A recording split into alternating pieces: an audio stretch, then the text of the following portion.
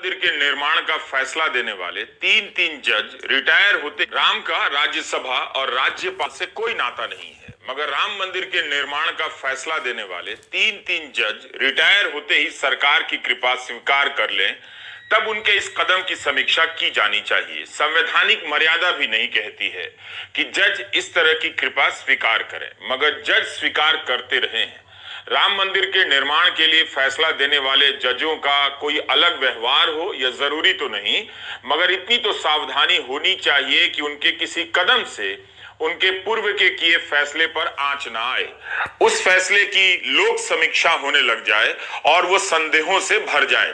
उनके फैसलों की समीक्षा में नए नए संदेह, नए नए सवाल विपक्ष की तरफ से अरुण जेटली के बयान के सहारे जोड़े जा रहे हैं कि क्या इस फैसले की वजह से तीन तीन जज को रिटायर होने के बाद अलग अलग तरह के पद मिले हैं।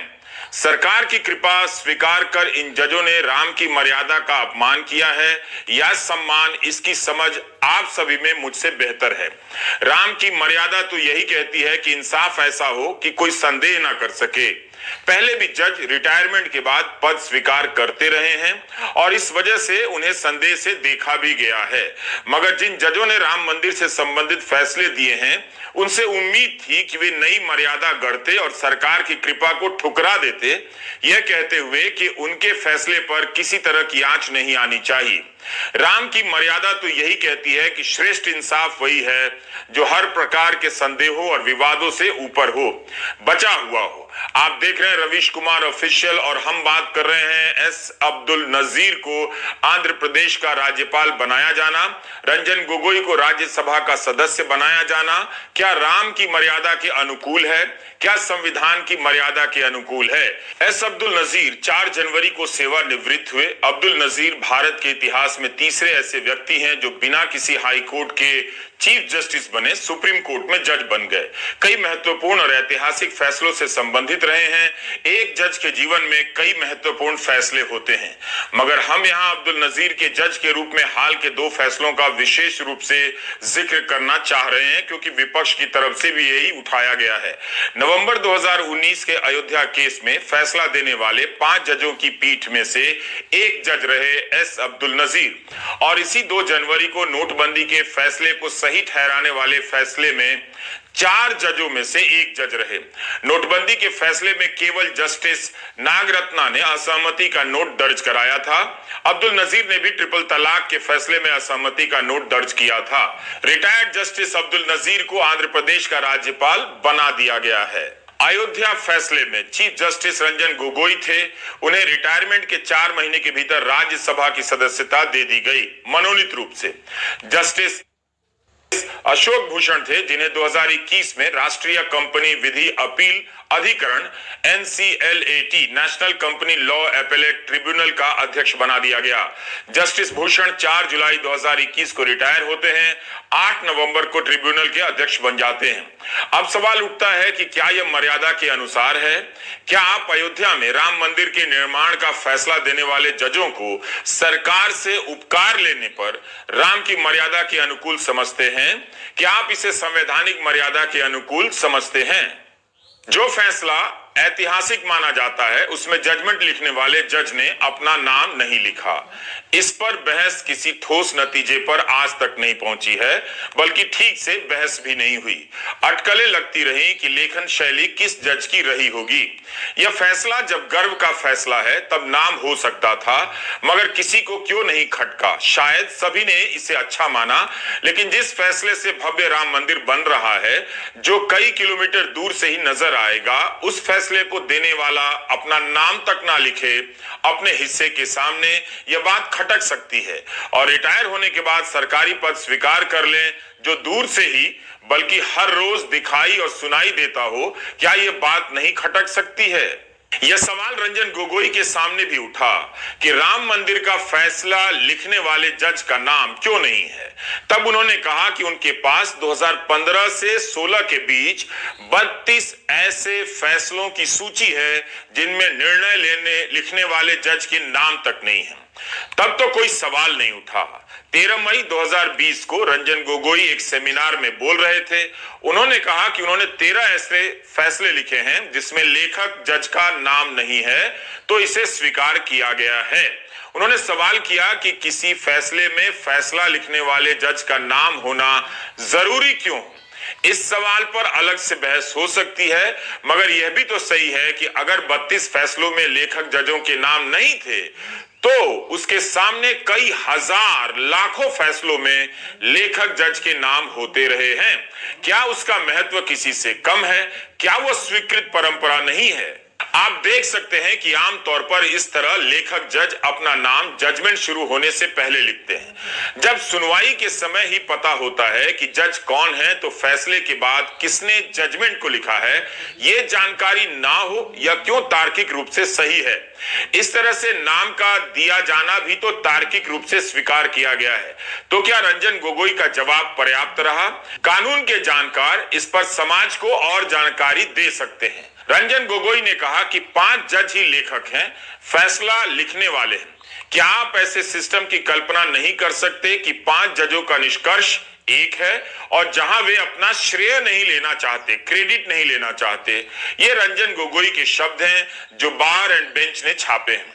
यह हमारा सवाल है कि क्या जज श्रेय लेने के लिए अन्य फैसलों में लेखक के तौर पर अपना नाम दर्ज कराते हैं? मई 2020 के सेमिनार में रंजन गोगोई जितनी सफाई देते हैं, उतने ही सवाल पैदा कर देते हैं। वे कहते हैं कि क्या यह आत्मत्याग नहीं है, सेल्फ सेक्रीफाइस? अगर बात आत्मत्याग की है, तो फिर रिटायर होते ही राज्यसभा की सदस्यता क्यों ली गई? राज्यपाल का पद क्यों लिया गया? ट्रिब्यूनल का पद क्यों स्वीकार किया गया? हमारा सवाल है कि क्या रिटायर होने वाले इन जजों को बाद में पद लेना चाहिए था, और वो भी इतनी जल्दी? बीजेपी के ही 2 बड़े नेता इसे गलत बताते रहे। नितिन गडकरी तो आज भी मोदी सरकार में मंत्री हैं। दिवंगत अरुण जेटली भी वित्त मंत्री, कानून मंत्री, रक्षा मंत्री के पद पर रह चुके हैं। उनका एक भाषण चारों तरफ घूम रहा है। उनके बयान को कांग्रेस प्रवक्ता अभिषेक मनु सिंघवी ने भी अपनी प्रेस कॉन्फ्रेंस में दिखाया और फिर अपनी बात रखी। The desire of a post-retirement job influences pre-retirement judgments. It's a threat to the independence of judiciary. इस हिस्से को सिंघवी ने अपनी प्रेस कॉन्फ्रेंस में सुनाया। जेटली उस समय नेता प्रतिपक्ष थे और राज्यसभा में कह रहे थे। उसका सार यही है कि खास तौर पर 1991 के बाद से लीगल प्रैक्टिस बहुत फायदेमंद हो गई है, इसलिए हमारे बेहतरीन लोग जज नहीं बनना चाहते हैं। हम रिटायरमेंट के बाद जजों के लिए अवसर बनाने के मामले में बहुत ज्यादा आगे बढ़ चुके हैं। अगर हम नहीं करते तो जज खुद ही ऐसा कर रहे हैं। मुझे खुशी है कि सुप्रीम कोर्ट ने अपने फैसले पर पुनर्विचार किया, जिसके तहत सीआईसी के हर सदस्य का रिटायर्ड जज होना अनिवार्य किया गया था। मगर कॉलेज की फीस एक अकाउंटिंग का कॉन्सेप्ट है। सुप्रीम कोर्ट ने एक न्यायिक आदेश के तहत कह दिया कि मेडिकल और इंजीनियरिंग कॉलेज की फीस रिटायर्ड जज तय करेंगे, और इस तरह हर राज्य में 2 और नौकरियों का सृजन किया। मुझे लगता है कि लटियंस के एक बंगले में रहने की ये लालसा काफी गंभीर है। अरुण जेटली का ही बयान है कि रिटायरमेंट के बाद बंगला और पद पाने की लालसा का असर रिटायर होने के फैसले पर पड़ता है।